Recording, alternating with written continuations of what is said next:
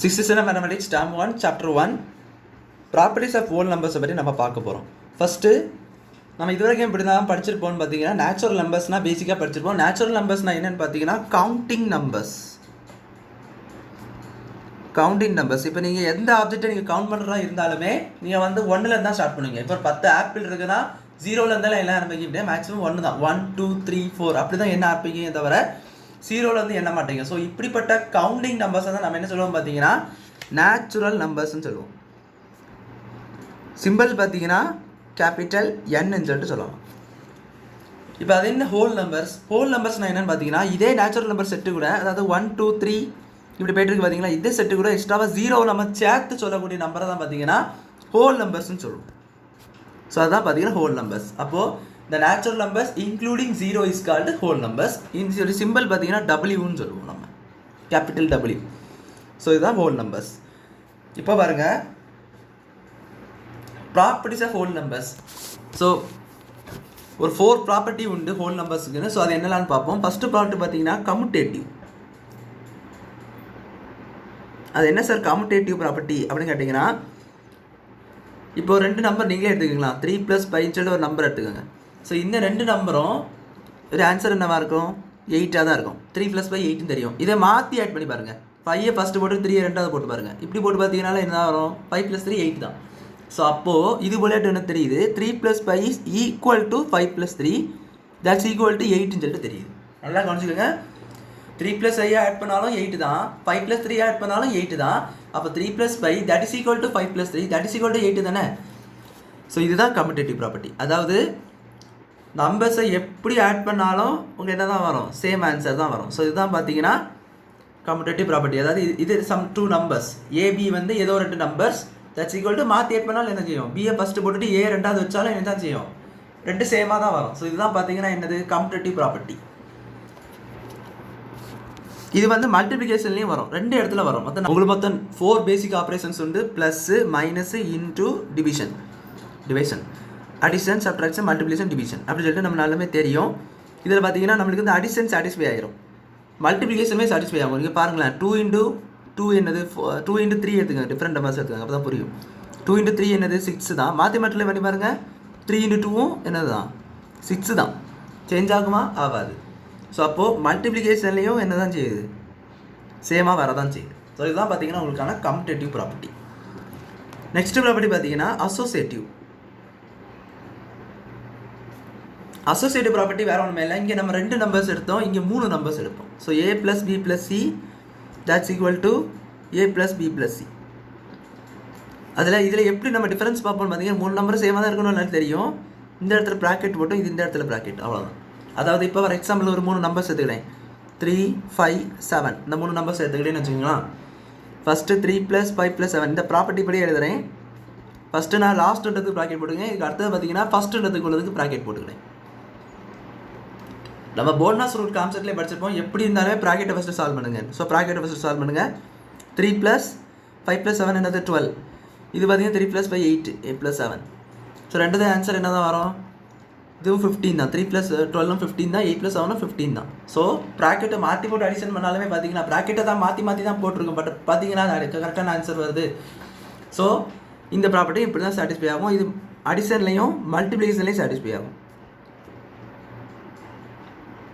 இப்போ உங்களுக்கு ஒரு டவுட் வரும், நான் சப்ட்ராக்ஷன் டிவிஷனை பற்றி ஒன்றுமே சொல்லலையே, ஃபார் கம்யூட்டேட்டிவும் சரி தான் அசோசியேட்டிவும் சரி தான், நான் சப்ட்ராக்ஷன் டிவிஷன் பற்றி எதுவுமே சொல்லலையேன்னு பார்த்தீங்கன்னா, நீங்கள் சப்ட்ராக்ஷனும் டிவிஷனும் பார்த்தீங்கன்னா கம்யூட்டேட்டிவ் ப்ராப்பர்ட்டி சாட்டிஸ்ஃபை ஆகாது, அசோசியேட்டிவ் ப்ராப்பர்ட்டியும் சாட்டிஸ்ஃபை ஆகாது. ஏன்னு பார்த்தீங்கன்னா கம்யூட்டேட்டிவ் சாட்டிஸ்ஃபை ஆகணும்னாலே அசோசியேட்டிவ் சாட்டிஸ்ஃபை ஆகாது, அதை நல்லா தெரிஞ்சுக்கோங்க. ஏன்னா பார்த்தீங்கன்னா அதே போல் தான் இதுவும் கம்யூட்டேட்டிவ் போல தான் அசோசியேட்டிவாக கம்யூட்டேட்டிவாக சாட்டிஸ்ஃபை ஆகாது. பார்த்தீங்கன்னா இங்கே பாருங்களேன், இப்போ இதே 2 நம்பர்ஸை சப்ட்ராக்ட் பண்ணுங்கள். 3 - 5 என்னது அண்ட் 5 - 3 என்னது. இது நம்மளுக்கு 3லேருந்து 5 சப்ட்ராக்ட் பண்ண முடியுமா, மாற்றி போட்டு சப்ட்ராக்ட் பண்ணக்கூடாது. 3 - 5 சப்ட்ராக்ட் பண்ண முடியாது, தெரியாத ஒரு நம்பராக இருக்குது. அண்ட் 5 - 3 பார்த்தீங்கன்னா நம்மளுக்கு 2. ஸோ 2 சேமாக இருக்குன்னு நினைக்கிறீங்க, இல்லை.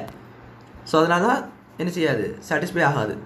ஸோ அப்போ பார்த்தீங்கன்னா கம்யூட்டேட்டிவ் ப்ராப்பர்ட்டியில் சப்ட்ராக்ஷன் வராது, டிவிஷனுமே வராது. டிவிஷன் பண்ணி பாருங்கள், இந்த 2 நம்பர்ஸையும் 2 இப்போ வந்து 6 / 3ன்னு பார்த்துக்கோங்களா, என்ன வரும் உங்களுக்கு வந்து 2 வரும். ஆனால் 3 / 6 வருமா, வராது. என்னன்னே தெரியாது. நம்ம வந்து 0.5 அப்படி வர மாதிரி வேறு ஏதோ நம்பர் தான் வரும். ஸோ பார்த்தீங்கன்னா டிவிஷன் ஆகாது. So subtraction and division not possible commutative property. Associative property அதே தான். ஸோ இதுதான் அசோசியேட்டிவ் அண்ட் கம்யூட்டேட்டிவ். மூணாவது ப்ராப்பர்ட்டி பார்த்தீங்கன்னா டிஸ்ட்ரிபியூட்டிவ். அது என்ன டிஸ்ட்ரிபியூட்டிவ் வந்து ரெண்டு கான்செப்ட் உண்டு. ரெண்டு சிம்பிளை சேர்த்து வரக்கூடிய கான்செப்ட் ஆகும். So over addition and subtraction இருக்கும், ஓவர் மல்டிப்ளிகேஷன் இருக்கும். மொத்தம் 3 சிம்பிள்ஸில் இருக்குது, அடிஷன், சப்ட்ராக்ஷன், மல்டிப்ளிகேஷன். ஸோ இதில் எது கரெக்டாக வரும் பார்த்தீங்கன்னா ஓவர் மல்டிப்ளிகேஷன். அதாவது மல்டிப்ளிகேஷன் ஓவர் அடிஷன் சப்ட்ராக்ஷன் தான் உங்களுக்கு வந்து கரெக்டு. மல்டிப்ளிகேஷன் தப்பாக வரும். ஸோ ஏன்னு சொல்கிறேன் பாருங்கள். இப்போ வந்து பொதுவாக பார்த்தீங்கன்னா நம்ம இந்த மாதிரி தான் எழுதணும், equal to a into B plus B into C. இதுதான் பார்த்தீங்கன்னா ஓவர் அடிஷன் அண்ட் சப்ட்ராக்ஷன். அதாவது அடிஷன் வந்து அடிஷனுக்கு மேலே தான் மல்டிப்ளிகேஷன் ஆகிருக்கு பாருங்கள். அடிஷன் தாண்டி தான் அது மல்டிப்ளிகேஷன் ஆகிருக்குது. ஏன்னா மல்டிப்ளிகேஷன் வெளியே இருக்குது. மல்டிப்ளிகேஷன் வெளியே இருக்குதுனாலே இப்படி தான் சொல்லணும். அது இதில் பார்த்தீங்கன்னா அது உள்ளே இருந்த மாதிரி இருக்குது. ஸோ இதுதான் கரெக்டு. இது மைனஸ்லேயும் போடலாம் அண்ட் பாத்தியும் போடலாம். a into B plus C equal என்ன வரும், a into C plus B into C. இந்த a இன்ட்டு சி அடுத்து இந்த b இன்ட்டு சி. நான் நடுவில் இங்கே ஒரு ப்ளஸ் இருக்குது, அந்த ப்ளஸ்ஸை நான் இங்கே போட்டிருப்பேன். அவ்வளோதான். இந்த ப்ராப்பர்ட்டி அப்படியே படிச்சிட வேண்டியதான் நீங்கள். ஏன்னா அந்த ப்ராப்பர்ட்டிஸ் எல்லாம் ரொம்ப முக்கியம், படிச்சுக்கணும். So a into B plus B equal to a into B plus B into c. இது பார்த்தீங்கன்னா a into B plus C equal to a into C plus B இன்ட்டு சின்னு வந்துருக்கு. இதுதான் பார்த்தீங்கன்னா வந்து டிஸ்ட்ரிபியூட்டிவ் ப்ராப்பர்ட்டி.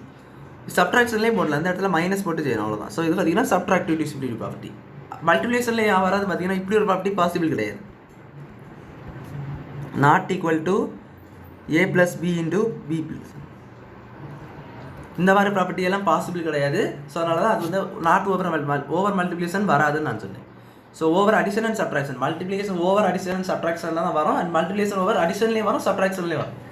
இந்த இடத்துல மைனஸ் பண்ணுறோம், ரெண்டையுமே மாற்றி போட்டுக்கலாம். அண்டு இந்த இடத்துல என்ன பண்ணிக்கணும்னு பார்த்தீங்கன்னா, சாரி சிம்பிள் மதிப்பு இங்கே வந்து ப்ளஸ் நீங்கள் மைனஸ், இது மைனஸ்லேயும் போட்டுக்கலாம். அந்த ப்ளஸ் இருக்க இடத்துல நீங்கள் மொத்தமாகவே மைனஸ் போட்டு தெரிஞ்சிக்கலாம். ஸோ அதுதான் பார்த்தீங்கன்னா வந்து டிஸ்ட்ரிபியூட்டிவ் ப்ராப்பர்ட்டி. லாஸ்ட்டாக பார்த்தீங்கன்னா ஐடென்டிட்டி. இப்போ ஒரு நம்பரை எந்த நம்பர் கூட சேர்த்தா அதே நம்பர் வரும் நீங்கள் நினைக்கிறீங்க. இப்போ 5 எடுத்துக்கோங்க, எந்த நம்பர் கூட சேர்த்தா அதே 5 வரும், 0 தான் சேர்க்கணும். 0 சேர்த்திங்கன்னா அந்த நம்பர் சேஞ்சே ஆகாதில்ல. ஸோ இந்த 0 என்பது தான் அடிட்டிவ் ஐடென்டிட்டி. அடிஷனல் ஐடென்டிட்டின்னு அர்த்தம். அடுத்த பார்த்தீங்கன்னா எந்த நம்பர் கூட நீங்கள் வந்து, அதாவது எந்த நம்பர் கூட நீங்கள் எதை மல்டிப்ளை பண்ணால் உங்களுக்கு வந்து அதே நம்பர் கிடைக்கும், 1. So 5 into dash is equal to 5, 1 first டேபிளில் பார்த்தீங்கன்னா அதே நம்பர் தான் அடிச்சிருக்கீங்க. எந்த நம்பர் கூட 1 மல்டிப்ளை பண்ணாலும் அதே நம்பர் தான் கிடைக்கும்.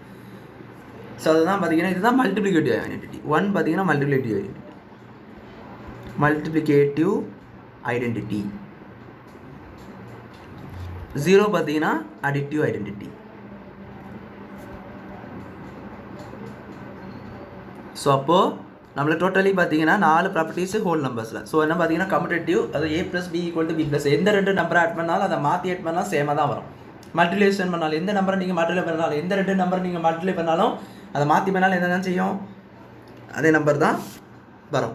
அசோசியேட்டிவ் ப்ராப்பர்ட்டிக்கு எந்த 3 நம்பரை நீங்கள் ப்ராக்கெட் பார்த்து பண்ணாலும், லாஸ்ட்டில் ப்ராக்கெட் போட்டாலும் ஃபஸ்ட்டில் ப்ராக்கெட் போட்டாலும் என்ன தான் செய்யும், சேமாக தான் வரும். இதுதான் பார்த்தீங்கன்னா வந்து அசோசியேட்டிவ் ப்ராப்பர்ட்டி. டிஸ்ட்ரிபியூட்டிவ் ப்ராப்பர்ட்டினா என்னென்னு பார்த்தீங்கன்னா மல்டிப்ளிகேஷன், அதாவது அடிஷன் அண்ட் சப்ட்ராக்ஷனுக்கு மேலே உங்களுக்கு என்ன செய்யும், அடிஷன் அண்ட் சப்ட்ராக்ஷன் ஓவராக இருக்கும் போது மல்டிப்ளிகேஷன் என்ன செய்யும், டிஸ்ட்ரிபியூட்டிவாக வரும். அது மல்டிப்ளிகேஷன் வந்து உங்களுக்கு டிஸ்ட்ரிபியூட் ஆகும். மல்டிப்ளிகேஷன் உள்ளே தான் டிஸ்ட்ரிபியூட் ஆகுது பார்த்தீங்களா, டிஸ்ட்ரிபியூட் ஆகிருக்குல்ல அந்த இடத்துலலாம்.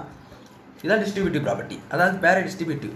ஆனால் இந்த மாதிரி உள்ள பாசிபிள் வந்து வராது. அதாவது அடிஷன் சப்ட்ராக்ஷன் சிம்பிள்ஸ் வந்து டிஸ்ட்ரிபியூட் ஆகாது. அப்படியே ஆனாலும் கூட அந்த சிம்பிள்ஸ் நீங்கள் போட்டுக்கலாம், ஆனால் நம்பர்ஸ் போட்டு பார்த்தீங்கன்னா அப்படி வரவே வராது, ஈக்குவல் வரவே வராது. ஸோ அதனால தான் நான் சொன்னேன் டிஸ்ட்ரிபியூட்டிவ் கிடையாது. நீங்களே ஒரு 3 நம்பர் போட்டு ட்ரை பண்ணி பார்த்து சொல்லலாம்.